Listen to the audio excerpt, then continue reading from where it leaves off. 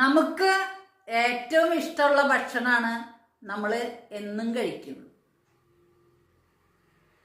ആ രസം തന്നെയാണ് നമ്മളെ രോഗിയാക്കുന്നത്. അമിതമായ മധുരം, പുളി, എരിവ്, ബേക്കറി ഫുഡ്, മാംസം, മുട്ട, പാല് എന്നിവയാണ് നമ്മൾ അതിലേതെങ്കിലും ഏത് കൂടുതൽ കഴിച്ചാലും നമ്മൾ രോഗിയായി മാറും. നാവിന് രസം, ശരീരത്തിന് വിഷമാണ്.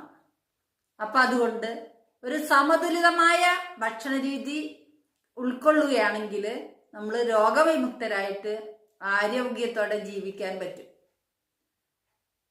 അതിന് അനുസൃതമായ ഒരു ഭക്ഷണക്രമമാണ് ആദ്യം തന്നെ നമ്മൾ കഴിക്കേണ്ടത് പഴങ്ങൾ, രണ്ടാമത് വേവിക്കാത്ത പച്ചക്കറികൾ, മൂന്നാമത് വേവിച്ച പച്ചക്കറികളും ധാന്യങ്ങള്, തവിട് കളയാത്ത ധാന്യം, അരിയാവാം, ചെറുധാന്യങ്ങളാവാം, അത് കഞ്ഞിയായിട്ടോ അല്ലെങ്കിൽ വറ്റിച്ചെടുത്തോ കഴിക്കുക.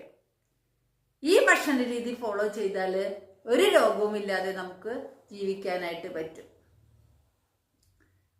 നമ്മുടെ നാവിന്റെ രുചിക്ക് വേണ്ടി 6 അടി ശരീരവും നമ്മൾ വേദനിച്ച് നടക്കണോ? 4 ഇഞ്ച് നീളമുള്ള നാവിന്റെ രുചിക്ക് വേണ്ടി 6 അടി ശരീരവും വേദനിച്ച് നമ്മൾ എടുക്കുന്ന പണം, നമ്മൾ അധ്വാനിച്ചുണ്ടാക്കുന്ന പണം മുഴുവനും രോഗചികിത്സയ്ക്കും കുടുംബസമാധാനം നശിപ്പിക്കാനും ചെയ്യണോ, ഉപയോഗിക്കണോ എന്ന് ചിന്തിക്കുക.